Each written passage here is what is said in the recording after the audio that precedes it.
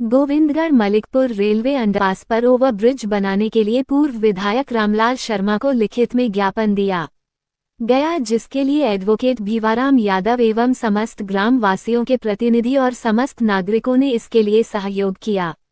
रामलाल शर्मा ने बताया कि इसके लिए जल्द ही इसका समाधान किया जाएगा और आश्वासन दिया कि यहां मलिकपुर गोविंदगढ़ रेलवे अंडरपास पास की जगह ओवरब्रिज ही बनाया जाएगा। और अंडरपास की समस्या से ग्रसित 4-5 गांवों के सभी सम्मानीय नागरिक हाँ आगे तक ले जाओ, पेट पर तक ले जाओ।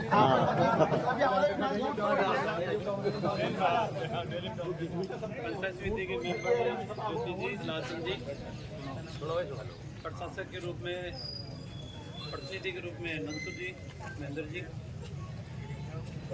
और गांव के सभी गणमान्य नागरिक। अपने टेक्निकल बात करें, प्रैक्टिकल बात करें, क्या हो सकता है वो बात करें तो ज़्यादा सार्थक परिणाम निकल कर आएंगे। जहाँ तक ट्रेनों के ठहराव की बात है वो तो आपके सामने DRM से बात भी कर ली, मैंने आपको ज्ञापन को भेज भी दिया। अगर मिलने की आवश्यकता होगी तो मैं मिल भी लूँगा उससे। अब रेलवे का जो काम है, रेलवे का काम थोड़ा टेढ़ा है। आप सबको पता है कि एक हड़ौता से लेकर और दूर तक मेगा हाईवे रोड स्वीकृत हुई थी। बीच में ठेकेदारी की लापरवाही की जो स्वीकृत हुई थी, उस समय अगर काम चालू कर देता वो तो वो आज बाईपास कंप्लीट हो जाता। लेकिन पहले ठेकेदार ने काम शुरू नहीं किया। जब परमिशन मिली और ब्रिज की तो वो मीटर गेज की परमिशन मिल गई, क्योंकि उस समय मीटर गेज थी। जब काम शुरू किया उसके बाद वे अंदर आते आते और ब्रॉड गेज हो गई तो ड्राइंग चेंज करनी पड़ी। लगातार 3 साल प्रयास करने के बाद अब सिर्फ मीटर गेज की जो परमिशन थी और ब्रिज की, उसको ब्रॉड गेज की परमिशन लेने के लिए, रिवाइज डिजाइन की परमिशन लेने के लिए 3 साल का समय लग गया।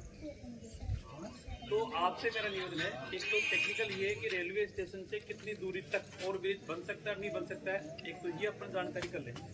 तो मैं आज ही PWD के IM को कहूँगा कि पहले ये जानकारी कर लो कि कितनी दूरी में रेलवे परमिशन दे सकता है, कि बिना रेलवे परमिशन के सरकार अगर और ब्रिज स्वीकृत भी कर देगी तो भी और ब्रिज बन नहीं सकता। तो ये कितनी दूरी में परमिशन दे सकते हैं, यहाँ और ब्रिज बन सकता है टेक्निकल रूप से, तो पहली प्राथमिकता यहीं की रहेगी। और यहाँ अगर नहीं बन सकता तो आगे पीछे अगर करना पड़े तो आगे पीछे की बजट फरवरी मार्च के अंदर आएगा। बजट के अंदर अपनी चीज घोषणा कराने की कोशिश करेंगे। जिस समय ये रोड स्वीकृत हुई थी उस समय मैंने अधिकारी से पूछा था मगर इसमें और ब्रिज कहाँ लिया। साहब सरकार ने सिर्फ 100 करोड़ रुपए दिए और ब्रिज के लगभग 40 करोड़ रुपए की कोस्ट आती है, तो ये रोड कंप्लीट नहीं हो सकती। इसलिए एक बार तो हमने ये 100 करोड़ रुपए की 4 लेन सड़क बाजार से लेकर गोविंदगढ़ तक लिए और भी इसका सेकंड फेज किया। टेक्निकल रूप से इसमें समय लगेगा। आप कहोगे ताई हो काम मैं आपको अभी स्पष्ट करके जा रहा हूँ। बाकी इस प्रक्रिया के अंदर मैं आज से ही अधिकारियों को निर्देशित करके और कितनी जल्दी हो सकता है बन सकता है, यहाँ इसको अगर बढ़ सकता है तो पहली प्राथमिकता यहाँ की रहेगी, यहाँ नहीं बढ़ सकता है तो कितनी दूरी पे बढ़ सकता है इसका प्रयास करेंगे। और दूसरी बात, गोविंदगढ़ के अंदर कुछ समस्या है, मलिकपुर के अंदर कुछ समस्या है अभी भी बरकरार है, पानी की समस्या बरकरार है। कुछ सड़कें अब की बार इंद्रदेव की मेहरबानी ज़्यादा हुई इसलिए सड़कें ज़्यादा क्षतिग्रस्त हुई है। इसका भी अपन एक टेंटेटिव अभी से एस्टीमेट बना के रिपेयरिंग जो हो सकती है वो रिपेयरिंग और नहीं बन सकती